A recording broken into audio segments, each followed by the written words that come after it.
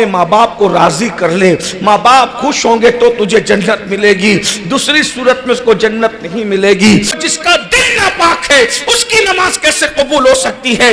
دلوں کے اندر آپ نے حسد کا سور بٹھا رکھا ہے۔ یہ رات کی برکت یہ ہے کہ یہ فرشتوں کی عیدوں میں سے ایک عید ہے۔ ہماری عیدیں دن میں ہوتی ہے، فرشتوں کی عید رات میں ہوتی ہے۔ جیسے اللہ تبارک و تعالیٰ نے ہمیں عید الفطر اور عید الاضحیٰ عطا فرمایا، ویسے اللہ نے فرشتوں کو بھی عید عطا کی۔ ایک عید شب برات ہے اور دوسری عید شب قدر ہے، اور یہ برکت والی رات یہ ہے کہ اس رات میں مومنوں کا رزق تقسیم ہوتا ہے، مومنوں کی عمر تقسیم ہوتی ہے، اس رات میں نعمتیں تقسیم ہوتی ہے، اس رات میں موت و حیات کے فیصلے ہوتے ہیں، اس رات میں شادی بیاہ کے فیصلے ہوتے ہیں، اس رات میں خیر و شر کے فیصلے ہوتے ہیں۔ یہ بہت مبارک رات ہے، اس لیے اس رات کو عبادت میں گزارنے کا حکم دیا گیا ہے، اور یہ مغفرت کی رات ہے، یہ بخشش کی رات ہے، یہ نجات کی رات ہے۔ اللہ کے سچے رسول صادق و مصدوق مصطفیٰ جان رحمت صلی اللہ علیہ وآلہ وسلم نے ارشاد فرمایا کہ بنو کلب کی بکریوں کے بالوں کی تعداد کے برابر اس میں اللہ تعالیٰ مومنوں کو بخش دیتا ہے۔ مطلب یہ ہے کہ سارے مسلمان بخش دیے جاتے ہیں، کوئی باقی نہیں رہتا۔ اللہ سب کی مغفرت کرتا ہے، سب کی بخشش کرتا ہے، مگر چند کم نصیب ایسے ہیں کہ اس رات میں بھی وہ بخشے نہیں جاتے جب تک کہ وہ توبہ نہ کریں، ان کی مغفرت نہیں ہوتی۔ اس لیے میں بس مختصر اسی پر گفتگو کروں گا کہ جو بخشے جاتے ہیں وہ تو سب ہیں، مگر جو بخشے نہیں جاتے وہ چند ہیں، اور وہ چند کون ہیں؟ آج ہمیں سوچنا ہے۔ ہم شب برات کی تیاری کرتے ہیں، حلوے کے اعتبار سے شب برات کی تیاری کرتے ہیں، مسجدوں کو سجانے کے اعتبار سے شب برات کی تیاری کرتے ہیں، گھروں کے رنگ اور روغن کے اعتبار سے۔ یاد رکھنا، مسجدوں کو سجانے والوں، مسجد سجانے سے مغفرت نہیں ہوگی، گھروں کو سجانے والوں، گھروں کو سجانے سے مغفرت نہیں ہوگی۔ اللہ اکبر، قبرستان کو سجانے والوں، قبرستان کو سجانے سے مغفرت نہیں ہوتی۔ اللہ اکبر، اگر سجانا ہے تو پہلے اپنے دلوں کو سجاؤ، اپنے قلوب کو سجاؤ، اپنے دلوں کو پاک کرو۔ یاد رکھنا، کس کو نہیں بخشتا اللہ، شب برات میں کس کی مغفرت نہیں ہوتی۔ اور سن لو، جو شب برات میں بخشا نہیں گیا اس سے بڑا محروم کون ہے؟ جب وہ شب برات میں بخشا نہیں جائے گا تو پھر وہ کب بخشا جائے گا؟ اس کی بخشش کب ہوگی؟ اس لیے اس دن سے ڈرنا چاہیے کہ اللہ بخشش والوں کی فہرست سے ہمارا نام خارج کر دے۔ اور یہ بھی یاد رکھو، مغفرت بہت بڑی چیز ہے، بخشش بہت بڑی چیز ہے۔ جس کی بخشش ہو جاتی ہے اس کو ڈائریکٹ جنت ملتی ہے۔ کون بخشا نہیں جاتا؟ اس پر گفتگو کر لیتے ہیں۔ نمبر ایک، جو کم نصیب آج کی رات نہیں بخشا جاتا، یعنی شب برات نہیں بخشا جاتا، ان میں سے پہلے نمبر پر جو ہے اللہ اکبر، وہ ماں باپ کا نافرمان ہے، جو ماں باپ کو اذیت پہنچاتا ہے، ماں باپ کے دل کو تکلیف پہنچاتا ہے، ماں باپ کو دکھی کرتا ہے۔ اب آپ سے میں پوچھنا چاہتا ہوں، صلاۃ التسبیح پڑھی جا رہی ہے، صلاۃ التسبیح پڑھی جا رہی ہے، قرآن پڑھا جا رہا ہے، نوافل پڑھی جا رہی ہے، بھائیو سب کرو۔ صلاۃ التسبیح پڑھنا نفل ہے، شب برات میں قیام کرنا نفل ہے، مگر ماں باپ کے حقوق کو ادا کرنا یہ تو فرض ہے، ماں باپ کو خوش کرنا یہ تو فرض ہے۔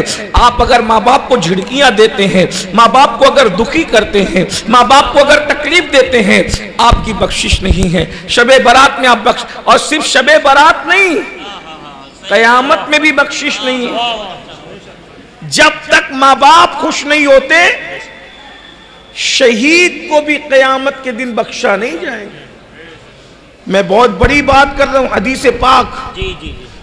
علامہ سید نعیم الدین مراد آبادی رحمت اللہ تعالی علیہ آپ کے قریب کے بزرگ ہیں، بہت علمی شخصیت۔ امام اہل سنت کے ترجمہ کنز الایمان پر آپ کا جو حاشیہ چھپا ہوا ہے تفسیر خزائن العرفان کے نام سے، اس میں انہوں نے ایک حدیث لکھی ہے، علامہ نعیم الدین مراد آبادی رحمت اللہ علیہ نے ایک حدیث لکھی ہے کہ اگر کوئی بندہ اللہ کی راہ میں لڑتے لڑتے شہید ہو جائے، آپ علماء سے پوچھئے کہ شہید بغیر حساب و کتاب جنت میں جاتا ہے، ادھر اس کے خون کا قطرہ زمین پہ گرتا ہے، ادھر اس کو جنت کی بشارت دی جاتی ہے۔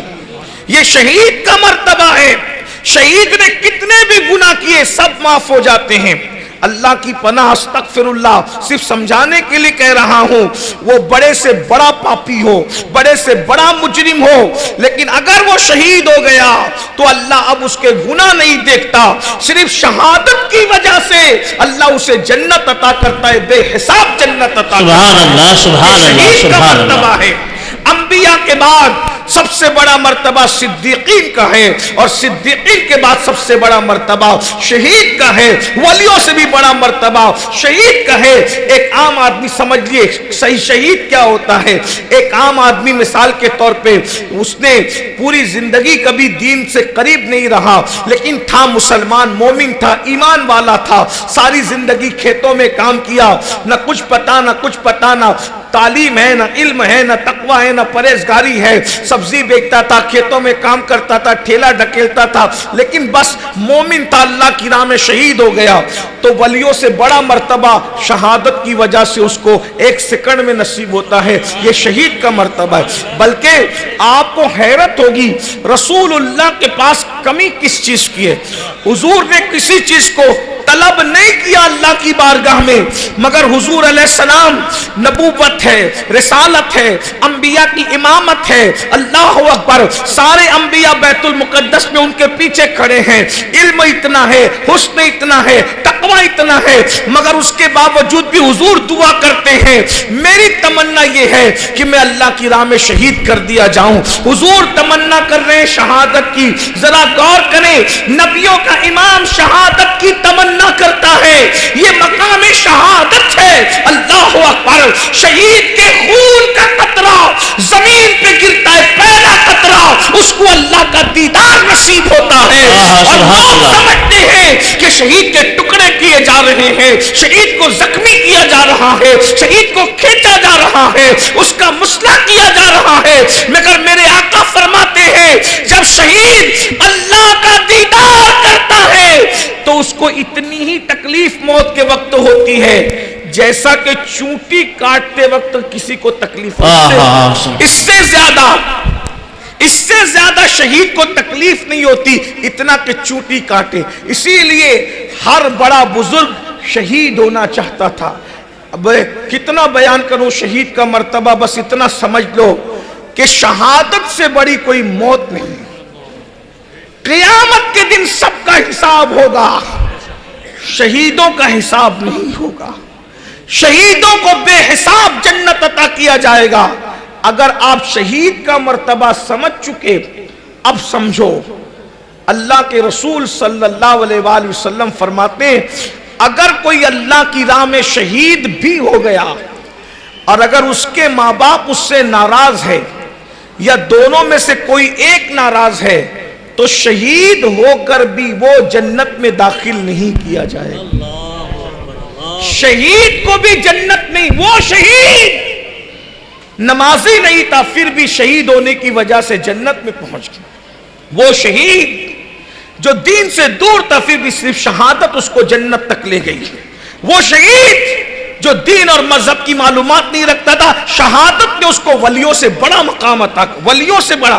وہ اولیاء جو مصلی پر راتیں گزارتے رہے، صرف شہادت نے ان ولیوں سے اس کو اور آگے کر دیا۔ یہ شہادت ہے، لیکن اللہ کے رسول کا فرمان سنو، اس کو سیریس لو۔ میری قوم کے جوان بچوں، میری قوم کی بیٹیوں، اپنے ماں باپ کو جھڑکیاں دیتے ہو، ماں باپ کو گالیاں دیتے ہو، ماں باپ کا دل دکھاتے ہو، ماں باپ سے منہ چلاتے ہو، دو بدو ماں باپ سے باتیں کرتے ہو، ماں باپ کا ادب نہیں کرتے، ماں باپ کا احترام نہیں کرتے۔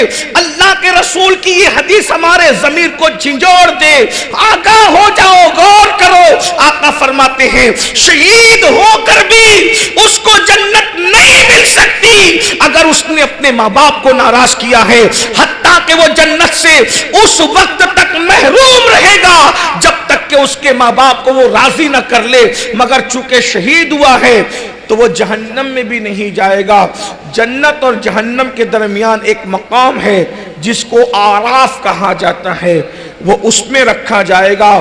نہ وہاں جنت جیسی نعمتیں ہیں، نہ جہنم جیسا عذاب ہے، اور اس سے کہا جائے گا اگر جنت چاہتا ہے تو اپنے ماں باپ کو راضی کر لے، ماں باپ خوش ہوں گے تو تجھے جنت ملے گی، دوسری صورت میں اس کو جنت نہیں ملے گی۔ تو اب مجھے بتاؤ، شب برات میں حلوے کی تیاریاں کرنے والوں، مسجد کو سجانے کی تیاری